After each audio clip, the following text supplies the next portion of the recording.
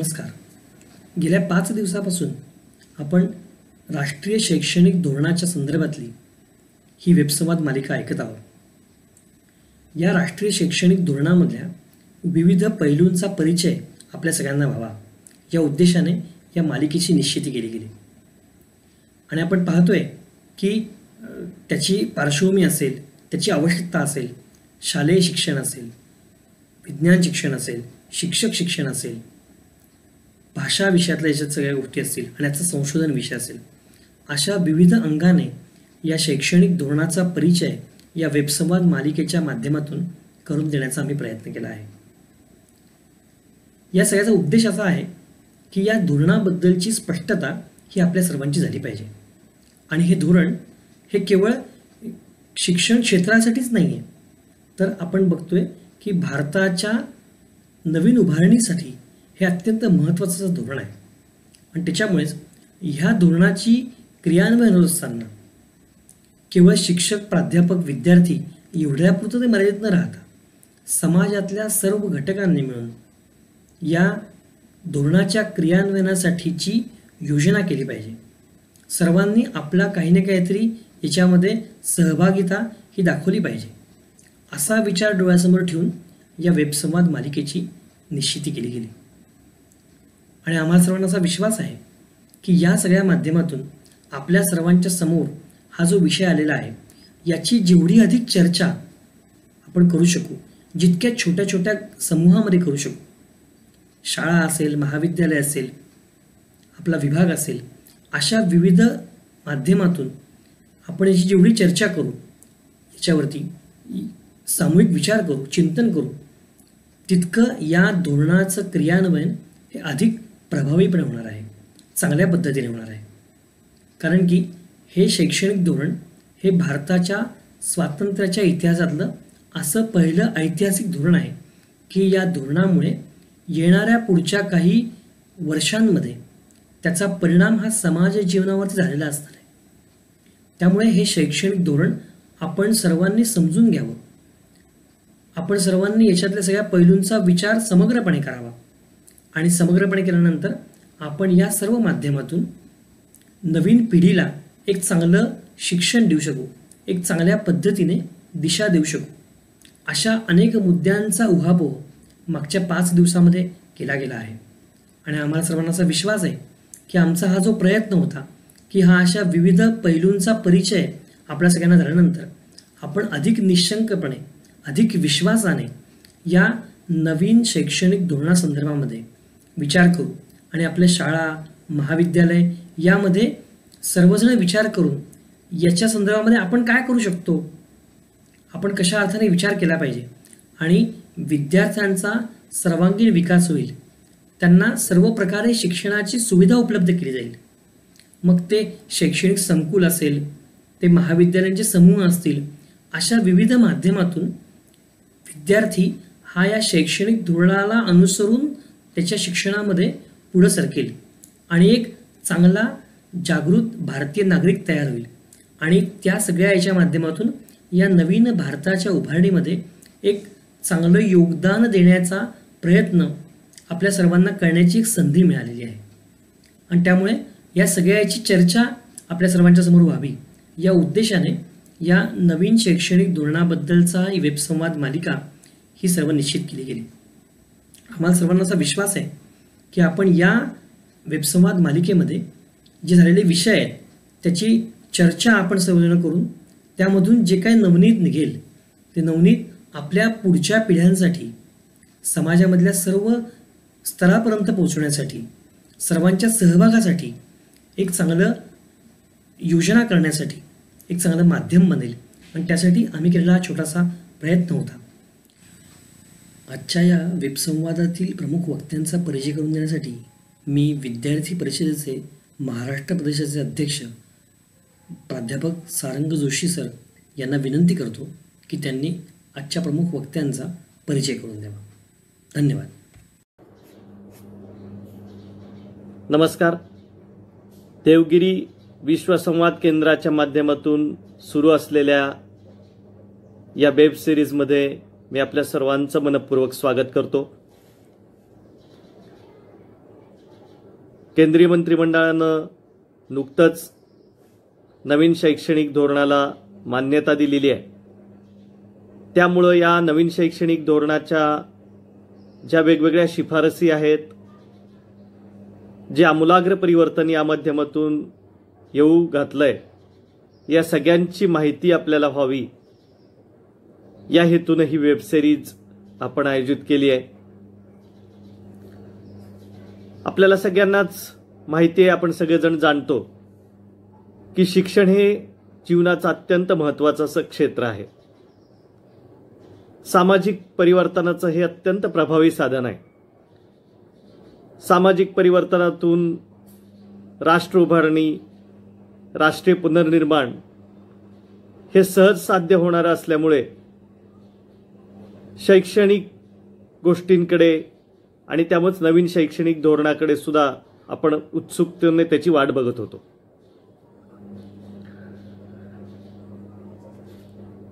विद्यार्थी परिषदे देखील अगदी सुरुवातीपासून शैक्षणिक परिवर्तनाच्या या कामामध्ये काम करते. शैक्षणिक परिवार ज्याचा विद्यार्थी हा केंद्रबिंदू आहे आणि शिक्षक, विद्यार्थी, संस्थाचालक, शिक्षण तज्ञ हे सगळे महत्त्वाचे आत्मीय घटकांसह हा सगळा शैक्षणिक परिवार बनलेला आहे, अशी भूमिका घेत स्थापनेपासून विद्यार्थी परिषदेने देखील मूलगामी चिंतन वेळोवेळी शैक्षणिक बाबींवर मांडलेले आहे. विद्यार्थी परिषदेचे जे वेगवेगळे प्रांत अधिवेशन, राष्ट्रीय अधिवेशन या निमित्तानं जे पारित झालेले प्रस्ताव आहेत, त्यामध्ये देखील हे मूलगामी चिंतन मांडलेलं आपण पाहतो. केवळ प्रस्ताव मांडूनच विद्यार्थी परिषद थांबली नाही, तर या सगळ्यासाठी शिक्षणाचं भारतीयकरण असेल, विद्यार्थ्यांना आत्मनिर्भर स्वावलंबी बनवणारं शिक्षण मिळावं यासाठी असेल, शिक्षणाचं बाजारीकरण थांबावं यासाठी असेल, मूल्याधिष्ठित शिक्षण मिळालं पाहिजे यासाठी असेल, या सगळ्या गोष्टीसाठी विद्यार्थी परिषदेनं व्यापक आंदोलन वेळोवेळी विद्यार्थ्यांच्या सहभागासह विद्यार्थ्यांना सोबत घेऊन रस्त्यावर येऊन केलेलं आहे. राऊंड टेबल कॉन्फरन्स असतील, स्टेट लेवल, नॅशनल लेवलचे सेमिनार्स असतील, चर्चासत्र असतील, संगोष्ठी असतील, या सगळ्यांच्या माध्यमातून देखील विद्यार्थी परिषदेनं हे सगळं मूलगामी चिंतन वेळोवेळी मांडलेलं आहे, त्याचा ड्राफ्ट तयार केलेला आहे. आणि ज्या महत्त्वाच्या अशा शिखर संस्था या देशामध्ये शैक्षणिक बाबीमध्ये काम करतात, मग UGC असेल, AICTE असेल किंवा राज्य सरकार, केंद्र सरकार असतील, त्यांना वेळोवेळी सादरपण केलेलं आहे. या सगळ्या प्रक्रियेमध्ये माननीय मिलिंद मराठे सरांचं मागील अनेक वर्ष खूप सक्रियपणे योगदान राहिलेलं आहे. कारण माननीय मिलिंदजी विद्यार्थी जीवनापासूनच विद्यार्थी परिषदेशी जोडलेले आहेत. विद्यार्थी जीवनापासून वेगवेगळ्या जबाबदाऱ्यांचं निर्वहन त्यांनी केलेलं आहे.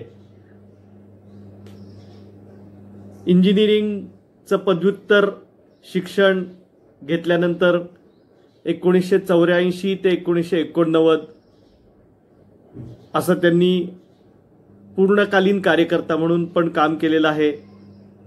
शिवाजी विद्यापीठ विभाग संघटन मंत्री, राजस्थान प्रदेश संघटन मंत्री अशा जबाबदाऱ्या त्यांच्याकडे यापूर्वी राहिलेल्या आहेत.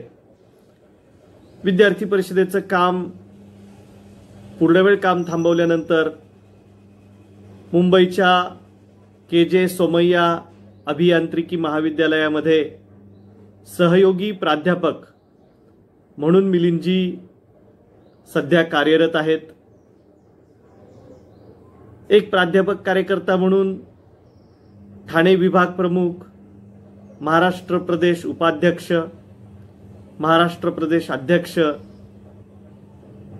अशा देखील जबाबदाऱ्या त्यांच्याकडे होत्या. विद्यार्थी परिषदेचे राष्ट्रीय अध्यक्ष म्हणून देखील मिलिंदजींनी अत्यंत समर्थपणे जबाबदारीचं निर्वहन केलेलं आहे. शिक्षण हा मिलिंदजींच्या आवडीचा, अध्ययनाचा आणि चिंतनाचा विषय राहिलेला आहे. शैक्षणिक विषयावर लेख, व्याख्याने, अभ्यास वर्गातून विविध सत्रांमधून मांडणी सातत्यानं मिलिंदजी करत आलेले आहेत. विद्यार्थी परिषदेच्या मागच्या 4-5 पिढीतील युवा कार्यकर्त्यांच्या वैचारिक भरणपोषणाचं काम माननीय मिलिंदजीने केलेलं आहे. विद्यार्थी परिषदेच्या कार्यासाठी सातत्यानं देशभरामध्ये त्यांचा प्रवास सुरू असतो. सध्या विद्यार्थी परिषदेच्या राष्ट्रीय कार्यकारी परिषदेच्या विशेष निमंत्रित सदस्य अशी त्यांच्याकडे जबाबदारी आहे.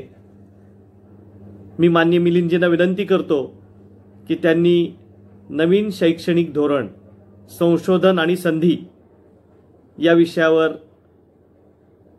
मांडणी करावी आणि दिनांक 9 ऑगस्ट ते आज दिनांक 14 ऑगस्ट अशी जी आपली वेब सिरीज सुरू आहे त्याचा एका अर्थाने समारोप देखील करावा. माननीय मिलिंदजी. नमस्ते. देवगिरी विश्वसंवाद केंद्राच्या यूट्यूब चॅनलवरून आपल्या सगळ्यांशी मनोगत व्यक्त करताना मला खूप आनंद होतो आहे. राष्ट्रीय शैक्षणिक धोरण, संशोधन आणि संधी या विषयावरती मी माझी काही मतं आपल्या सगळ्यांच्या समोर मांडणार आहे. तसं बघायला गेलं तर 29 जुलै 2020 या दिवशी भारत सरकारच्या केंद्रीय मंत्रिमंडळाने डॉक्टर कस्तुरीरंगन यांच्या अध्यक्षतेखाली लिहिला गेलेला राष्ट्रीय शैक्षणिक धोरणाचा मसुदा मंत्रिमंडळाने मान्य केला. आणि त्या दिवसापासून राष्ट्रीय शैक्षणिक धोरण काय आहे, नॅशनल एज्युकेशन पॉलिसी 2020 यामध्ये नेमकं काय आहे याची चर्चा सगळ्या देशभरामध्ये सुरू झाली. आणि देवगिरी विश्वसंवाद केंद्राने सुद्धा यूट्यूब चॅनलच्या माध्यमातून शैक्षणिक धोरणाच्या विविध अंगांचा उहापोह करायला सुरुवात केली. मग 9 ऑगस्टपासून ते आज 14 ऑगस्टपर्यंत एक वेब संवाद मालिकाच त्यांनी सुरू केली.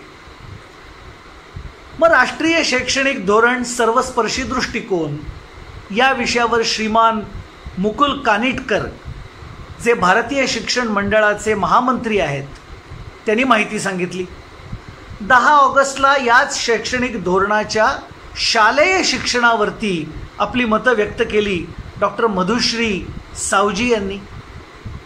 अखिल भारतीय विद्याभारती शिक्षा संस्थानाचे राष्ट्रीय महामंत्री अशी त्यांच्याकडे जबाबदारी आहे.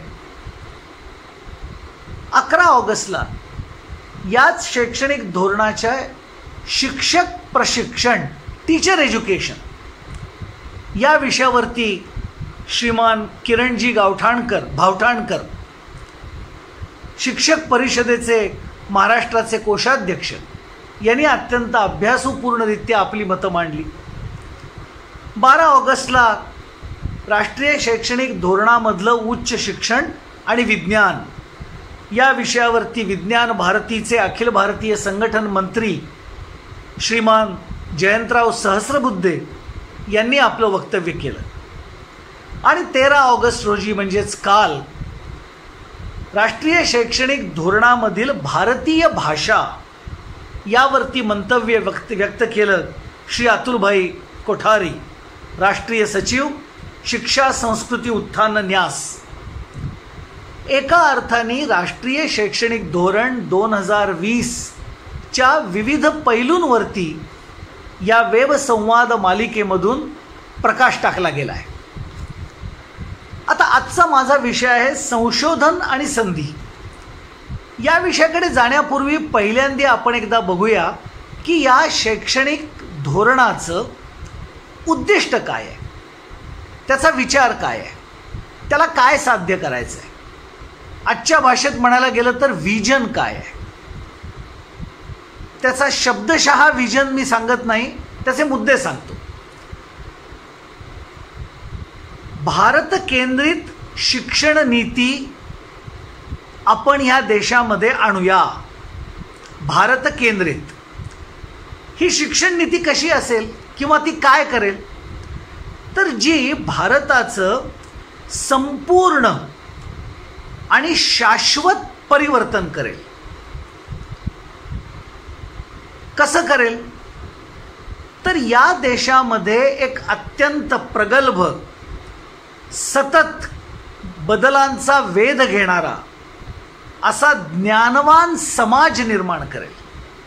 आणि हे करत असताना समन्यायी दृष्टिकोन असेल, सगळ्यांना याचा फायदा मिळेल आणि उत्कृष्ट गुणवत्तेचं ज्ञान, शिक्षण या देशातल्या प्रत्येक व्यक्तीला मिळेल. हे खरं म्हणजे या शैक्षणिक धोरणाचं विजन आहे. आता यामध्ये संशोधनाचा पार्ट कुठे येतो, तर ज्ञानवान समाज बनवणं आणि तो समाज व्हायब्रंट असणं, सतत बदलांचा वेध घेत असणारा आणि जो या देशाचं आमूलचूल परिवर्तन, कंप्लीट ट्रान्सफॉर्मेशन, आणि ते सुद्धा सस्टेनेबल, शाश्वत असं जर करायला हवं असेल तर आपल्याला संशोधनाची कास प्रत्येक क्षणी धरायला लागेल. मग आपल्याला माहिती आहे की गरज ही शोधाची जननी आहे आणि त्यामुळे गरजा निश्चित करणं, त्या गरजा केवळ एका उद्योगाच्या, एका समाजाच्या नाहीत, संपूर्ण भारतातल्या प्रत्येक नागरिकांच्या गरजा. त्या गरजेमधून संशोधन होईल, कारण गरज ही शोधाची जननी आहे. पण हे करत असताना नाविन्य, नवीनता, इनोव्हेशन याचा विचार करायला लागेल. गरज नाविन्यतेने विचार केल्यानंतर एक संशोधन, शोध लागेल. त्या शोधामधनं विविध प्रकारच्या सेवा, विविध प्रकारच्या पद्धती, विविध प्रकारची उत्पादनं तयार होतील. त्यातनं भारताची आर्थिक प्रगती होईल. त्यामधनंच नवीन नवीन विषयांची ज्ञान निर्मिती होईल आणि भारतासारख्या प्रचंड देशाच्या आर्थिक उन्नतीसाठी, समाजाच्या सर्वांगीण विकासासाठी, प्रगतीसाठी हे अत्यंत आवश्यक आहे. आणि म्हणूनच गरज नाविन्यपूर्णतेने विचार करून त्याचा शोध घेणं, त्यातनं संशोधन, त्यातनं नवीन नवीन ज्ञानाची निर्मिती आणि त्यातनं संपत्तीचा निर्माण, संपत्तीची निर्मिती होणं आणि त्यातूनच देशाची सर्वांगीण प्रगती, ही खरं म्हणजे टप्प्याटप्प्याने होणारी पण सतत होणारी प्रक्रिया आहे. आणि यामध्ये सगळ्यात महत्त्वाचं स्थान आहे ते इनोव्हेशन अँड रिसर्च. नाविन्य, नवाचार आणि संशोधन या गोष्टीला प्रचंड महत्त्व आहे. आता हे संशोधन म्हटल्यावर आपल्या मनामध्ये केवळ विज्ञान, तंत्रज्ञान हे येतं. पण खरं म्हणजे संशोधन एवढ्यापुरतं मर्यादित नाही. विज्ञान, तंत्रज्ञान तर आहेच, पण त्याच्या बरोबरीने कला, सामाजिक विज्ञान, अर्थशास्त्र, मानव्यशास्त्र, मनोविज्ञानशास्त्र अशा प्रकारच्या विविध विषयांना गवसणी घालणारं असं हे संशोधन असेल. आज भारतामध्ये जर सगळ्यात कुठली मोठी आवश्यकता असेल तर संशोधनाची एक चांगली रचना उत्पन्न होण्याची आवश्यकता आहे. एक चांगलं वातावरण संशोधनाकरता उत्पन्न होण्याची आवश्यकता आहे. आता हे जर संशोधन करायचं असेल आणि ते जर चांगलं करायचं असेल तर मी एका विद्याशाखेचा आहे असं म्हणून चालत नाही.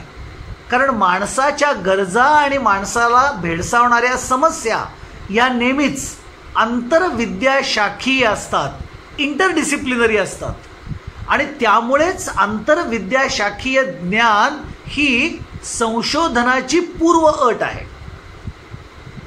त्याला एक संरचनात्मक पद्धती लागेल, संशोधनाची सवय व्हायला लागेल, प्रॉब्लेम सॉल्व्हिंग ॲटिट्यूड विद्यार्थ्यांमध्ये उत्पन्न करायला लागेल, त्यातनं प्रयोगशीलता येईल, मग प्रयोग होतील, त्याचे परिणाम तपासले जातील.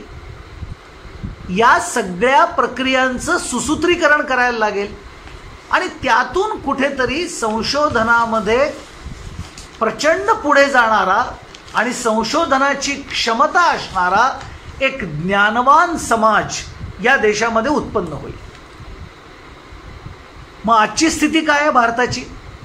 आजची स्थिती थोडी चिंता करण्यासारखी आहे. रिसर्च आणि इनोव्हेशन या दोन विषयामध्ये भारताचं जर का किती पैसा भारत खर्च करतो किंवा किती गुंतवणूक करतो याचे आकडे अत्यंत मनाला विषण्ण करणारे आहेत. म्हणजे उदाहरणार्थ 2008 मध्ये GDPच्या फक्त 0.8 इतकी रक्कम ही नवाचार आणि संशोधन यावरती खर्च झाली. 2014 मध्ये ती आणखीन कमी झाली, 0.69 एवढीच रक्कम GDPच्या संशोधन आणि नाविन्यावरती गुंतवली गेली. आता एवढं सांगून आपल्याला लक्षात येणार नाही तर याच वेळेला अमेरिकेमध्ये ही 2.8 होती, चीनमध्ये 2.1 होती, साऊथ कोरियामध्ये 4.1 होती आणि इस्रायलमध्ये 4.3 होती. म्हणजे आपण पैसा गुंतवत नाही आहोत संशोधनासारख्या अत्यंत महत्त्वाच्या विषयामध्ये. साधारणतः तुमचे काही पेपर पब्लिश झाले, तुम्ही काही गोष्टी नव्याने शोधल्यात की तुम्हाला साधारणतः संशोधक, रिसर्चर अशा प्रकारची एक नामावली तुम्हाला मिळते. आज भारतामध्ये 1 लाख लोकसंख्येच्या मागे फक्त 15 रिसर्चर आहेत. एवढी संख्या कमी आहे. आणि हीच चीनमध्ये 111 आहे, अमेरिकेमध्ये 423 आहे आणि इस्रायलमध्ये 825 आहे. इकॉनॉमिक सर्वे ऑफ इंडिया 2016-17 मधले मी हे आकडे आपल्याला सांगतोय. आणखीन एक मोठी जागतिक संस्था आहे, world intellectual property organization WIPO. ही जी पेटंट्स फाईल होतात जगभरामध्ये त्याचा धांडोळा घेते, त्याचा मागोवा घेते. ही संस्था असं म्हणते की चीनमधल्या लोकांनी 13,38,530 पेटंट ॲप्लिकेशन्स फाईल केलेले आहेत. युनायटेड स्टेट्स ऑफ अमेरिका त्यांनी 6,05,571 पेटंट्स फाईल केलेत. भारत फक्त 45,057 पेटंट ॲप्लिकेशन्स.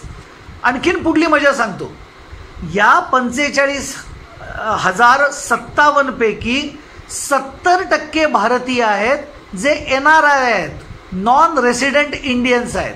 त्यामुळे ते जन्माने भारतीय आहेत पण आज त्यांचं संशोधन भारतात त्यांनी केलेलं नाही आहे. ते ज्या जगाच्या देशामध्ये जाऊन राहिलेत तिथे त्यांनी संशोधन केलं, तिथून त्यांनी पेटंट फाईल केलं. पण ते भारतीय असल्यामुळे ते पेटंट भारताचं मानलं गेलं. पण असे 70% लोक जे भारतीय आहेत ते NRIs आहेत. इतकी एका अर्थाने आमच्याकडे एकूण संशोधनाची वाईट स्थिती आहे. संशोधनाची वृत्ती नाही, मनस्थिती नाही, संस्कृती नाही. संशोधनासाठी अर्थसहाय्य कमी, सुविधा नाहीत. विद्यापीठं जी संशोधनाचं केंद्र असलं पाहिजे, तर ही विद्यापीठांमधली संशोधनाची क्षमता अत्यंत नगण्य आहे, कमी आहे. बरं, विद्यापीठ आणि राष्ट्रीय संशोधन करणाऱ्या प्रयोगशाळा यांचा संबंध नाही. मग national physical laboratories, national chemical laboratories, ISRO, DRDO यांचा आणि विद्यापीठाचा संबंध नाही. आणि त्यामुळे एका अर्थाने संशोधनाची अशी हलाखीची स्थिती स्वातंत्र्य मिळून 70-72 वर्ष झाली तरी सुद्धा आज दुर्दैवाने आपल्या देशाची आहे. पण मग याचा अर्थ काय आहे की आमच्याकडे संशोधनाची क्षमता नाही आहे का? असं नाही आहे ना. मगाशी मी म्हटलं त्याप्रमाणे याच देशातला बुद्धिमान संशोधक इथे संशोधन करत नाही, पण बाहेरच्या देशामध्ये जातो आणि आपलं पेटंट फाईल करतो. त्याच्याकडे क्षमता आहे. बरं, याच देशामध्ये इस्रो आहे. ज्या इस्रोचे शास्त्रज्ञ मार्स ऑर्बिटल मिशन यशस्वी करतात, चांद्रयान यशस्वी करतात, रियुजेबल स्पेस शटल भारत सोडतात. सॅटेलाइट लॉन्चिंगमध्ये आज इस्रोचा हात धरणारा कोणी नाही. जगभरातल्या अनेक देशांचे सॅटेलाइट्स भारताने अत्यंत यशस्वीपणाने आणि खूप कमी किमतीमध्ये लॉन्च करून दाखवलेत. आणि त्यामुळे अशी यादी खूप सांगता येईल. आणि त्यामुळे भारताकडे संशोधनाची क्षमता नाही असं नाही. DRDOची सुद्धा अशी अनेक उदाहरणं घेता येतील. पण आज तरी दुर्दैवाने संशोधन या विषयामध्ये जी भारताची स्थिती आहे ती ही आहे.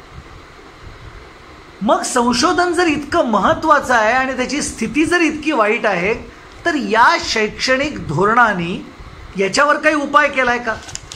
तर निश्चित केलाय. राष्ट्रीय शैक्षणिक धोरण 2020 मध्ये संशोधनावरती प्रचंड मोठा भर दिलेला आहे. या सगळ्या मगाशी मी सांगितलेल्या दुर्भाग्यपूर्ण स्थितीला उत्तर म्हणून एका अत्यंत मोठ्या योजनेची घोषणा या शैक्षणिक धोरणामध्ये आहे. आणि ते म्हणजे नॅशनल रिसर्च फाउंडेशनची स्थापना. काय आहे हे national research foundation? National research foundation ही एक, ज्याला म्हणता येईल एक छत्री अशी भारत स्तरावरची एक संस्था असेल, जी वर मगाशी मी सांगितलेल्या सर्व अडचणींवर मात करण्याचा भरघोस प्रयत्न करेल. म्हणजे काय काय करेल? तर सगळ्यात पहिलं म्हणजे सगळ्या विद्यापीठामध्ये संशोधनात्मक वृत्तीचं बीज पेरेल, ते वाढवेल. एक विद्यापीठ एक संशोधक जो त्याला मेंटर म्हणून नेमेल, कारण त्याच्या मार्गदर्शनाखाली त्या विद्यापीठामधले शास्त्रज्ञ, प्राध्यापक, संशोधक, स्वतः आणि त्यांच्या हाताखाली काम करणारे रिसर्च स्टुडंट्स यांच्या माध्यमातून वेगवेगळ्या विषयावरचं संशोधन सुरू होईल. संशोधक विद्यार्थी, संशोधक प्राध्यापक यांना हेरलं जाईल, त्यांना बोलावलं जाईल, त्यांच्या आवडीप्रमाणे त्यांच्या क्षमतेप्रमाणे विषय दिले जातील आणि वेगवेगळ्या विद्यापीठामध्ये एका संशोधक मार्गदर्शकाच्या, मेंटॉरच्या नेतृत्वाखाली अख्खं विद्यापीठ संशोधनाच्या मागे लागेल आणि त्याचं मॉनिटरिंग नॅशनल रिसर्च फाउंडेशन करेल. दुसरी गोष्ट आहे, संशोधन ज्या वेळेला होतं त्यावेळेला निश्चित वेळामध्ये निश्चित पैसा खर्च केल्यावर रिझल्ट मिळतील याची खात्री नाही देता येत. आणि त्यामुळे त्याचा नेमका अंदाज असणारा अशा प्रकारचा ढांचा, स्ट्रक्चर आपल्याला या देशामध्ये उत्पन्न करायला लागेल, जे NRF नॅशनल रिसर्च फाउंडेशन उत्पन्न करेल. संशोधक, सरकार, समाज, उद्योग ज्यांना ज्यांना ह्या संशोधनाचा फायदा होऊ शकतो या सगळ्यांशी एक जिवंत संपर्क ठेवला जाईल. त्यांच्याकडून इश्यूज कळून घेतले जातील, काय अडचणी आहेत, त्यांना प्रत्यक्ष अडचणी काय, what are the real life issues on which the brain should work for the research. नाहीतर बऱ्याच वेळेला आमचे संशोधक अमेरिकेतल्या गरजांकरता आपली बुद्धी झिजवत राहतात फार चुकीचं नाही ते सुद्धा, पण ज्याचा उपयोग भारत सरकारला, भारताच्या उद्योगांना, भारतीय समाजाला आहे असे इश्यूज आयडेंटिफाय करणं. आज देशभरामध्ये विविध फंडिंग एजन्सीज आहेत, आज त्यांच्यामध्ये सुसूत्रीकरण नाही. Department of science and technology, department of biochemical technology, ICAR, ICMR. आता कोविडच्या निमित्ताने आपण ICMRचं नाव खूप वेळा ऐकलं. युनिव्हर्सिटी ग्रँट्स कमिशन, याच्या बरोबरीने अनेक खाजगी ट्रस्ट आहेत, धर्मादाय संस्था आहेत, उद्योग आहेत, जे काही विशिष्ट विषयाकरता, संशोधनाकरता पैसे देतात, कॉर्पोरेट सोशल रिस्पॉन्सिबिलिटीमधून फंडिंग करतात. असे अनेक फंडिंग एजन्सीज आहेत, पण त्याच्यामध्ये सुसूत्रता नाही. त्यामुळे NRF या सगळ्यांच्या फंडिंगचं सुसूत्रीकरण करेल. एकाच विषयावर 10 ठिकाणी कामं चालतात. इथे काय चाललंय त्यांना माहीत नाही, तिथे काय चाललंय यांना माहीत नाही. का आपण वेळ फुकट घालवतो, वाया घालवतो? कारण संशोधन हे नेहमी एका संशोधकाच्या खांद्यावर उभं राहून दुसरा संशोधक आणखीन दूरवरचं बघतो आणि उत्पादन आणि संशोधनाचा वेळ वाचवतो. पण आज आपल्याकडे ही सुसूत्रता नाही आणि त्यामुळे नॅशनल रिसर्च फाउंडेशन या सगळ्यांमध्ये सुसूत्रता उत्पन्न करेल. इतकंच नाही तर नॅशनल रिसर्च फाउंडेशनचा उद्देश असा असेल की खरं म्हणजे संशोधनाची वृत्ती ही शाळेपासून सुरू व्हायला पाहिजे. वेगवेगळ्या आयडियाज या विद्यार्थ्यांना येतात आणि आपल्याला माहिती आहे की विद्यार्थी जितका लहान तितका तो ते वेगवेगळ्या नवीन कल्पना त्याच्या मनामध्ये येऊ शकतात. अगदी तुम्ही IITचं उदाहरण घ्या. IITच्या प्राध्यापकांना विचारा, ते नेहमी असं म्हणतात की पोस्ट ग्रॅज्युएट स्टुडंट्सपेक्षा अंडर ग्रॅज्युएट स्टुडंट्सच्या कल्पना आणि त्यांचे प्रोजेक्ट्स हे अधिक चॅलेंजिंग, अधिक नाविन्यतेने भरलेले आणि अधिक पुढल्या संशोधनाची दारं खुली करणारे असतात. आणि म्हणून खरं म्हणजे संशोधनाची संस्कृती, पद्धत, मनस्थिती ही शाळेपासून सुरू करायला लागेल. आज असे अनेक शालेय शिक्षक आहेत की जे आपल्या विद्यार्थ्यांना संशोधकीय प्रवृत्ती निर्माण करण्याकरता प्रयत्न करतात. हे असं का याचा विचार करायला लावतात, त्याचा कार्यकारण भाव शोधायला लावतात, आवश्यक असतील तर प्रयोग करायला लावतात. आणि त्यामुळे NRF एका अर्थाने संशोधनाचं शाळेपासून ते महाविद्यालयापर्यंत आणि सगळ्या संशोधकीय प्रयोगशाळांच्या कामांचं सुसूत्रीकरण करेल. ही झाली एक कृत्रिम रचना, पण या रचनेला ताकद लागेल. आपण नुकतंच अर्थमंत्र्यांच्या भाषणामध्ये असं ऐकलं की या नॅशनल रिसर्च फाउंडेशनला जवळजवळ 20,000 करोड रुपयाचं अनुदान प्रतिवर्षी देण्याचं घोषित केलंय. त्यामुळे एका अर्थाने नॅशनल रिसर्च फाउंडेशन ही एक पूर्णपणाने ताकदवान अशा प्रकारची एक अम्ब्रेला ऑर्गनायझेशन जी भारतातल्या शाळेपासूनच्या सर्व स्तराच्या संशोधनामध्ये एक सुसूत्रता आणेल, त्याचं अर्थसहाय्य बघेल, त्याची गुणवत्ता तपासेल आणि चांगले चांगले संशोधक वृत्ती असणारे विद्यार्थी, प्राध्यापक, research students, PhD students, guides, industry researchers आणि वेगवेगळ्या राष्ट्रीय प्रयोगशाळातले संशोधक या सगळ्यांची शक्ती एका दिशेला वळवून वेगवेगळ्या प्रकारचं संशोधन या देशामध्ये उत्पन्न करेल. पण ही झाली एक संस्था. संशोधनाची प्रवृत्ती जर उत्पन्न व्हायची असेल तर सगळ्यात पहिली गोष्ट करायला लागेल ते म्हणजे मी विज्ञानाचा विद्यार्थी, मी इकॉनॉमिक्सचा विद्यार्थी असं जे रेजिमेंटेशन झालेलं आहे ते दूर करायला लागेल. कारण जगातला कुठलाच प्रश्न हा असा एखाद्या फॅकल्टीशी संबंधित नसतो. All real life issues and problems are necessarily interdisciplinary. म्हणून या शैक्षणिक धोरणामध्ये विषय निवडण्याची मुभा आहे विद्यार्थ्यांना. पार 6वी पासून तुम्हाला आवडीचे विषय निवडू शकता आणि त्यामुळे यामधनं विद्यार्थ्याला इंटरडिसिप्लिनरी विषयांचा अभ्यास करण्याची सवय फार पहिल्यापासून लागेल. तो आपलं स्वप्न निश्चित करेल.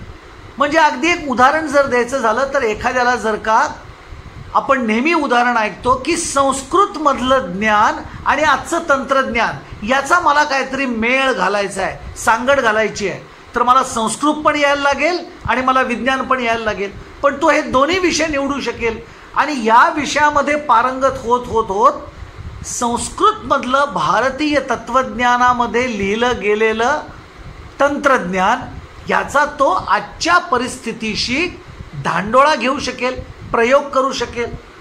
आणि त्यामुळे सगळ्यात महत्त्वाची गोष्ट आहे ती म्हणजे विषय निवडीची मुभा, breaking the regimentation of faculties. यातनं एक संशोधकीय प्रवृत्ती उत्पन्न होईल. दुसरी प्रवृत्ती दुर्दैवाने या भारतामध्ये काय उत्पन्न झाली तर चांगले मार्क मिळाले तर विज्ञान, मध्यम मार्क मिळाले तर कॉमर्स आणि अगदीच कमी मिळाले तर आर्ट्स आणि काहीच जमलं नाही तर डिप्लोमा वोकेशनल ITI. एका अर्थाने आपणच आपल्या वेगवेगळ्या ज्ञान शाखांना कमी लेखलेलं आहे, जे अत्यंत चुकीचं आहे. कारण जेव्हा एखादं उत्पादन बनतं तेव्हा त्या उत्पादनाचं अर्थशास्त्र, त्या उत्पादनाची विक्री प्रक्रिया आणि त्या उत्पादनाकडनं सर्वसामान्य ग्राहकांची असणारी अपेक्षा हे जर माहीत नसेल तर केवळ मी चांगलं उत्पादन बनवून उपयोग नाही. कारण शेवटी संशोधनामधनं उत्पादन आणि त्यातून संपत्ती उत्पन्न व्हायला लागेल. आणि त्यामुळे खरं म्हणजे ह्या प्रत्येक ज्ञानशाखेचा अंदाज, अभ्यास आणि आवश्यक असली तर पारंगतता विद्यार्थ्याला लागेल, जे या फ्लेक्झिबिलिटी ऑफ चूजिंग सब्जेक्ट्स मुळे सिद्ध होऊ शकेल. आणखीन एका विषयाचा मी आपल्या सगळ्यांच्या समोर उल्लेख करतो की ज्यामुळे संशोधकीय वृत्तीला प्रचंड दुजोरा मिळेल आणि ते म्हणजे या शिक्षण नीतीमध्ये 5वी पर्यंत नक्की आणि 8वी पर्यंत मातृभाषेतनं शिक्षण देण्याची सोय उत्पन्न केली आहे, नवे आग्रह धरलाय. काय आहे मातृभाषेतल्या शिक्षणाचं महत्त्व? आज वैज्ञानिकदृष्ट्या हे सिद्ध झालेलं आहे की प्रत्येक व्यक्ती त्याच्या विचारांची स्पष्टता, कठीण संकल्पना समजून घेणं, मूलभूत तत्वांचा विचार करणं आणि एखाद्या गोष्टीतून नवीन काहीतरी शोधून काढणं याकरता जो सतत विचार करायला लागतो तो विचार मातृभाषेमधून करतो.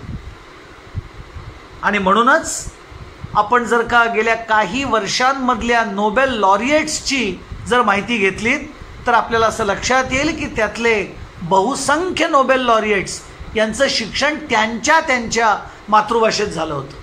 आणि त्यामुळे मातृभाषेतनं शिक्षणाला पुष्टी मिळाल्यामुळे हा जो एक पांगुळ गाडा होता की आम्ही कुठल्या तरी दुसऱ्या भाषेत शिकतोय आणि मग त्यात विचार करू शकत नाही आहोत, हा पांगुळ गाडा संपुष्टात येईल आणि विचारांची स्पष्टता, कल्पना नीट समजून घेणं आणि मूलभूत विचार सृजन करणं हे मातृभाषेमध्ये माणसं करतील. आणि एक प्रचंड मोठा विद्यार्थ्यांचा ज्याला म्हणता येईल लोंढा हा मातृभाषेत शिक्षण घेऊन स्वतंत्रपणे विचार करणारा, संशोधक बनण्याची क्षमता असणारा या शिक्षण नीतीमधनं उत्पन्न होईल. आणखीन एका गोष्टीचा या शिक्षण नीतीमध्ये उल्लेख केलाय तो म्हणजे 5वी पर्यंत त्यांनी असं म्हटलं की फार विषयांची भाराभार आणि त्यातनं माहिती, इन्फॉर्मेशन देत नका बसू. फाउंडेशनल लिटरसी आणि न्यूमरसी या गोष्टींकडे लक्ष दिलं पाहिजे. मूलभूत तत्व काय आहे ते समजलं आणि गणितीय कौशल्य जर आपल्याकडे असलं, गणितीय क्षमता जर आपल्यामध्ये असली, तर्कशास्त्र जर आपल्यामध्ये असलं तर येणाऱ्या काळामधला कुठलाही विषय आपण या आधारावर शिकू शकतो. प्रत्येकाच्या आयुष्यामध्ये इंटर्नशिप, बाह्य गतिविधी, प्रत्यक्ष बघणं, एक्सपोजर याला महत्त्वाचं आहे.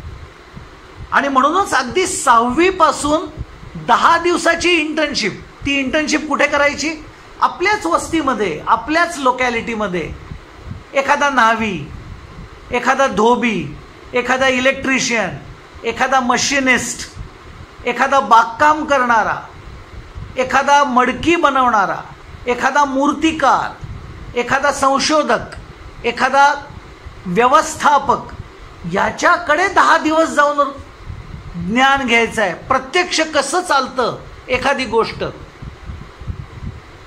याचा अनुभव घ्यायचा आहे. या बाह्य शिक्षणामधून आणि बाह्य गतिविधींमधून गरजा काय आहेत, आज कसं चाललंय, आजची पद्धती काय, त्यातल्या लॅक्युनाज काय आहेत आणि ऊर्जेची आवश्यकता काय, याचा नेमका अंदाज हा विद्यार्थ्याला येईल. भारतीय ज्ञान परंपरा, तंत्रज्ञान, पद्धती हे परीक्षणाकरता उपलब्ध राहतील.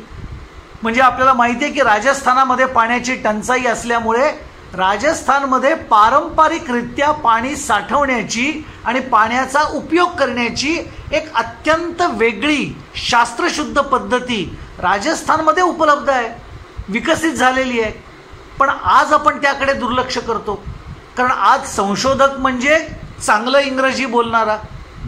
पण भारतीय पारंपरिक ज्ञानामुळे किंवा ही कवाडं उघडल्यामुळे भारतीय परंपरेतल्या चांगल्या गोष्टी पुन्हा एकदा संशोधनाच्या आधारावरती सिद्ध करता येतील, त्या उपयोगी असतील तर त्या ॲडॉप्ट करता येतील, युगानुकूल त्या बदलता येतील आणि त्यातनं एक प्रचंड मोठा ज्ञानाचा खजिना पुढच्या काळातल्या संशोधकाला उपलब्ध होणार आहे.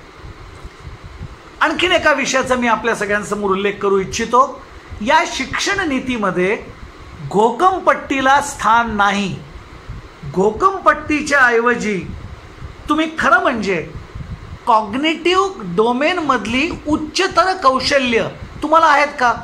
कॉग्निटिव्ह डोमेनमध्ये सगळ्यात प्राथमिक कौशल्य काय? तर माहिती मिळवणं, इन्फॉर्मेशन, मग त्यातनं थोडंसं ज्ञान मिळवणं, मग त्याच्यामधनं 2-3 गोष्टींमध्ये तुलना करणं, इव्हॅल्युएशन, एखाद्या प्रक्रियेची मोजदाद करणं, ॲनालिसिस. पण साधारणतः आपण इथपर्यंतच जातो. पण होलिस्टिक एज्युकेशनमुळे या शिक्षण पद्धतीमध्ये याच्या पुढल्या ज्या गोष्टी आहेत, मग त्या synthesis, design, higher order thinking, problem solving attitude, innovative thinking, out of box thinking, या प्रकारच्या गोष्टींवरती भर देण्याचा प्रयत्न या शिक्षण नीतीमधला आहे. आणि त्यामुळे पार शालेय स्तरापासून जो विद्यार्थी घडत येईल तो इंटरडिसिप्लिनरी ज्ञान असणारा, संशोधकीय वृत्तीची बीज रुजलेला, बाह्य जगताशी संबंध आलेला, बाह्य जगातल्या प्रोफेशनल्स, इलेक्ट्रिशियन्स, पॉट मेकर्स, या प्रकारच्या लोकांशी प्रत्यक्ष संपर्क आलेला, त्यांचं कामकाज बघितलेला, एखादा उद्योग बघितलेला, एखादी प्रोडक्शन लाईन बघितलेला. इतकंच नाही तर तिथे 10 दिवसापासून अगदी 1 महिन्यापर्यंत इंटर्नशिप केलेला असा विद्यार्थी यातून बाहेर पडणार आहे या शिक्षण नीतीमधून. उच्च शिक्षणाच्या स्तरावर तर आणखीन 2 अत्यंत महत्त्वाच्या गोष्टी केल्यात. एक आहे रिसर्च इंटेन्सिव्ह युनिव्हर्सिटी. उच्च शिक्षणाच्या संदर्भात सन्माननीय वक्त्यांनी याच्याबद्दल नक्की आपल्याला सांगितलं असेल. पण काही विद्यापीठांना ठरवायला लागेल की आम्ही रिसर्च इंटेन्सिव्ह युनिव्हर्सिटी होऊ, त्यातून आम्ही आमच्या देशामधल्या समस्यांवरती संशोधन करू. काही टीचिंग इंटेन्सिव्ह युनिव्हर्सिटी असतील पण त्यामध्येही रिसर्च चालेल. इतकंच नाही तर अंडर ग्रॅज्युएट पदवी स्तरावरती ऑटोनॉमस कॉलेजेस असतील, ॲफिलेटेड कॉलेजेस बंद होतील. कारण ऑटोनॉमीमध्येच आवश्यक ती फ्लेक्झिबिलिटी आणि प्रयोग करण्याचं स्वातंत्र्य हे सगळ्यात जास्त मिळू शकतं. आणि त्यामुळे ही ऑटोनॉमस कॉलेजेस असतील. तुम्ही अंडर ग्रॅज्युएट झालात, तुम्ही पदवी झालीत, आज तुम्ही MSc करता, पण याच्या पुढल्या काळात MSc 2 वर्षाचा असेल, त्यातला 1च वर्ष फक्त तुम्हाला विषय शिकायला लागतील आणि नंतरचं अख्खं पूर्ण 1 वर्ष तुम्हाला संशोधन करायला लागेल. त्याला म्हणता येईल MSc बाय रिसर्च. त्यामुळे एक रिसर्च कल्चर या देशातल्या विद्यार्थ्यांमध्ये उत्पन्न होईल. आणि हा या शिक्षण नीतीचा सगळ्यात मोठा फायदा आहे. कारण यांनी धोरणामध्ये असे अनेक बदल केलेत जे संशोधकीय वृत्ती जोपासण्याकरता आवश्यक आहेत. आणि त्यामुळे केवळ NRF नॅशनल रिसर्च फाउंडेशनच नाही, तर सुरुवातीपासून केलेल्या या छोट्या छोट्या बदलामुळे एक vibrant, research oriented, problem solving attitude असणारा, प्रयोग करू शकणारा विद्यार्थी यातनं उत्पन्न होईल. संशोधनाच्या संधी तर कितीतरी आज आपल्या सगळ्यांच्या समोर आहेत. म्हणजे आपल्याला माहिती आहे की इंडस्ट्री 4.0 रिव्होल्यूशन आज आपल्या भारतावरती दस्तक देत आहे, थाप वाजवत आहे. काय आहे इंडस्ट्री 4.0 रिव्होल्यूशन? तंत्रज्ञानाच्या स्तरावर प्रचंड बदल होत आहेत. Machine learning, deep learning, internet of things, robotics, big data analytics, virtual reality, augmented reality, artificial intelligence, smart grid, electric vehicles, smart factories. प्रचंड तंत्रज्ञानामध्ये प्रगती होते, त्याचा वेग प्रचंड आहे. आणि त्यामुळेच यामध्ये संशोधनाच्या प्रचंड संधी उपलब्ध आहेत. पण त्याकरता आवश्यक संशोधक लागते. उत्तम दर्जाचं, उत्तम गुणवत्तेचं, पण तुलनेमध्ये परवडेल असं उत्पादन, प्रॉडक्ट आम्ही करू शकतो का? त्यामध्ये आज आम्ही कमी पडतोय. त्यामुळे आपल्याला येणाऱ्या काळात मॅन्युफॅक्चरिंग प्रोसेसेसमध्ये प्रचंड मोठ्या संधी असतील. शाश्वत विकास आजची जगापुढची सगळ्यात मोठी समस्या आहे. एका बाजूला आपण नैसर्गिक स्रोतांची नासाडी करतोय, नैसर्गिक स्रोत संपत चाललेत. असं म्हणतात काही वर्षांनी पेट्रोल संपेल, डिझेल संपेल, मग ऊर्जेला पर्याय काय? आणि हे सगळं करत असताना पर्यावरणाची गुणवत्ता आणि समतोल ढासळू न देता आम्ही विकास करू शकू का?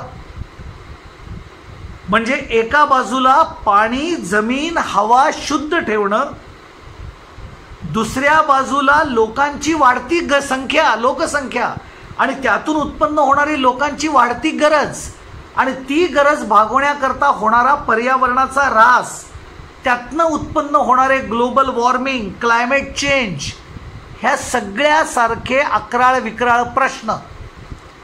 त्याचं उत्तर काय? आज उत्तर नाही आहे. त्याच्याकरता रिसर्च लागेल, त्याच्याकरता संशोधन लागेल.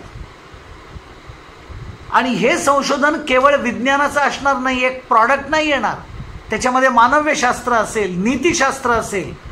कारण असं म्हटलंय की या सगळ्या समस्यांना केवळ विज्ञान उत्तर नाहीये, तर नैतिकता आणि संयमित उपभोग आणि आपली जीवनशैली बदलणं, इथपर्यंत ह्या समस्येची उत्तरं आपल्याला शोधायला लागतील. आणि त्याकरता स्किलिंग, रिस्किलिंग, अपस्किलिंग आपल्याला करायला लागतील. सॉफ्ट स्किल्स, हार्ड स्किल्स आणि लाईफ स्किल्स शिकायला लागतील. त्याच्यात संशोधन करायला लागेल. अगदी साधी गरजा आहे तो माणसांच्या. अन्न, वस्त्र, निवारा, औषधोपचार, वैद्यकीय सुविधा, 24/7 एनर्जी, ऊर्जा, आणि ती सुद्धा सस्टेनेबल. म्हणजे मग ती सोलर असेल, विंड असेल, टायडल असेल, शाश्वत ऊर्जा कशी आपण उत्पन्न करणार आहोत, त्याचं वितरण कसं करणार आहोत. साधं शुद्ध पिण्याचं पाणी प्रत्येकाच्या घरामध्ये नळाच्या माध्यमातून पोचवता येईल.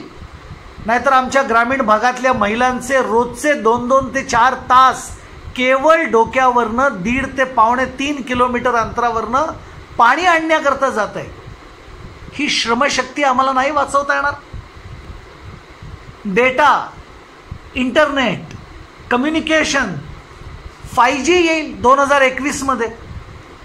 या सगळ्यांमधनं एक उत्तम राहणीमान या देशातल्या नागरिकांचा आपल्याला बनवायला लागेल. दळणवळण, ट्रान्सपोर्ट, इन्फ्रास्ट्रक्चर.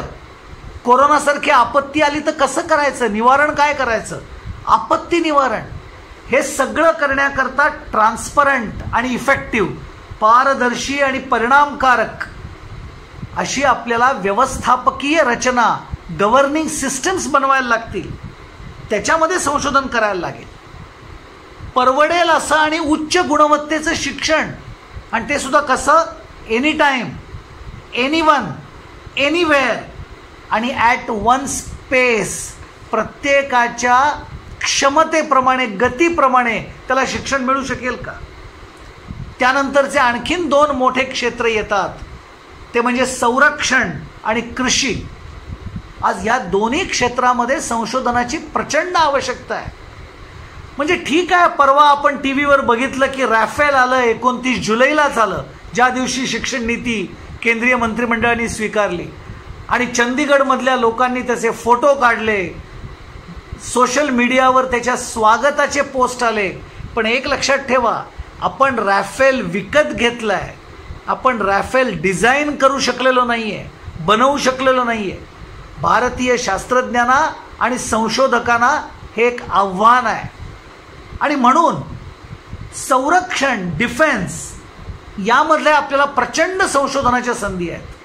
कृषी, agro allied business, agro allied methods, soil testing, water testing, water management, कृषी अवजारं, कितीतरी गोष्टी आहेत. आणि त्यामुळे मला असं वाटतं की एक चांगलं जीवनमान या देशातल्या नागरिकांना जर मिळायला हवं असेल तर आपल्याला प्रचंड वेगाने संशोधन करून या देशामध्ये उत्पादन, समृद्ध उत्पादन, गुणवत्तापूर्ण उत्पादन, अफोर्डेबल प्रॉडक्ट, त्यानंतर समुचित वितरण व्यवस्था, एफिशियंट डिस्ट्रीब्युशन सिस्टीम, मग त्यामधले सगळ्या गोष्टी, ट्रान्सपरन्सी, इफेक्टिव्हनेस, झिरो करप्शन, हे सगळं आपल्याला आपल्या संशोधनाने आणायला लागेल. आणि वैयक्तिक नैतिकदृष्ट्या संयमित उपभोग किंवा जीवनशैली निसर्गानुकूल करणं, त्याकरता संशोधन करायला लागेल.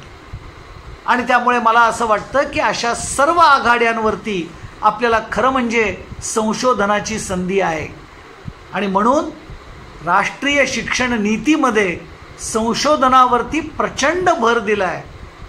आणि त्याचबरोबर मला असं वाटतं की या शिक्षण नीतीच्या यशस्वी क्रियान्वितीमधून एक चांगलं रिसर्च, त्यातनं चांगलं नवीन ज्ञान निर्मिती, त्यातून संपत्तीचं निर्माण, वेल्थ जनरेशन, आणि त्यातून भारताच्या प्रगतीचा वेग हा चांगला वाढायला लागेल.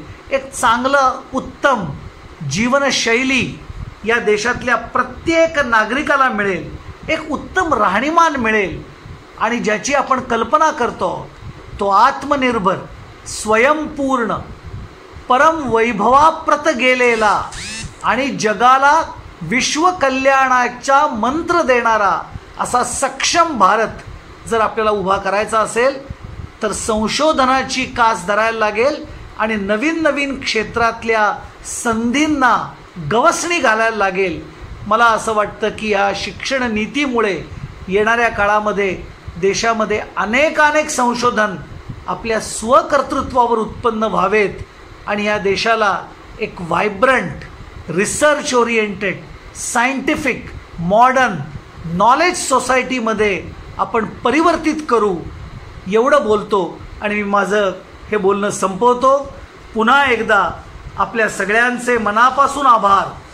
आणि ज्या संस्थेच्या माध्यमातून म्हणजेच देवगिरी विश्वसंवाद केंद्राच्या यूट्यूब चॅनलच्या माध्यमातून ही वेब संवाद मालिका सुरू झाली, त्याचं हे शेवटचं पुष्प गुंफताना मला अत्यंत आनंद होतो आहे. आणि मी आयोजकांचे मनापासून धन्यवाद व्यक्त करतो. जय हिंद, जय भारत, वंदे मातरम. नमस्ते.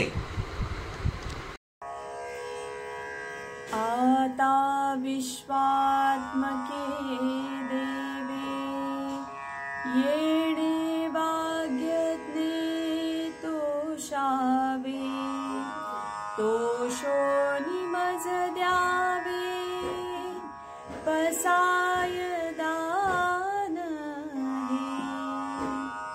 जे खळांची व्यंकटी सांडू, तया सत्कर्मी रती वाढो, भूता परस्परे पडो, मैत्र जीवा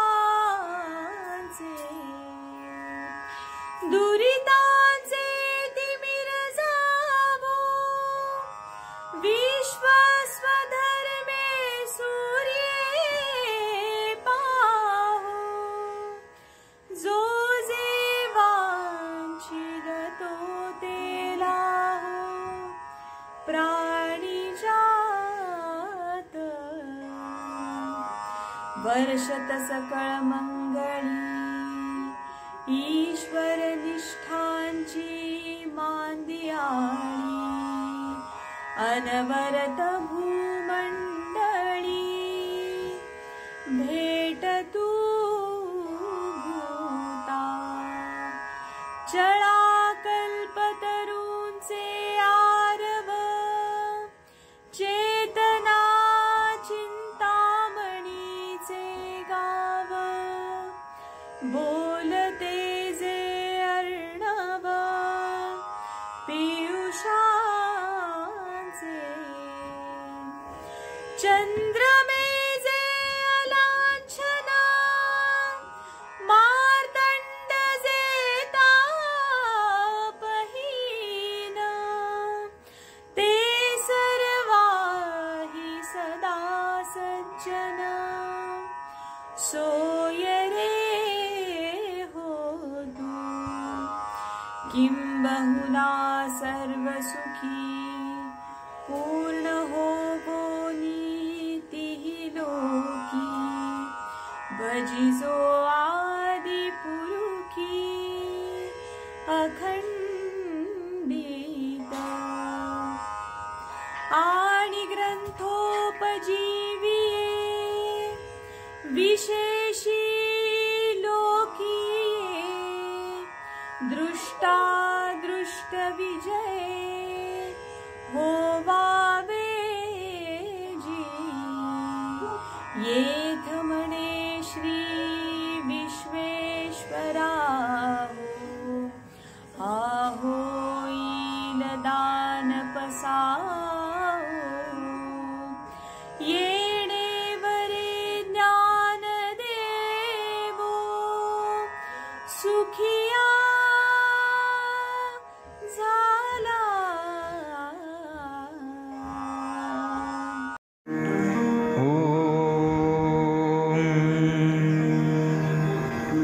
सर्वे भवन्तु सुखिनः सर्वे सन्तु निरामयाः